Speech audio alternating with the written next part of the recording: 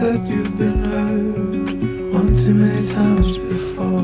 Ended up staring in the bathroom mirror, crying on your bedroom floor. Baby, you can take my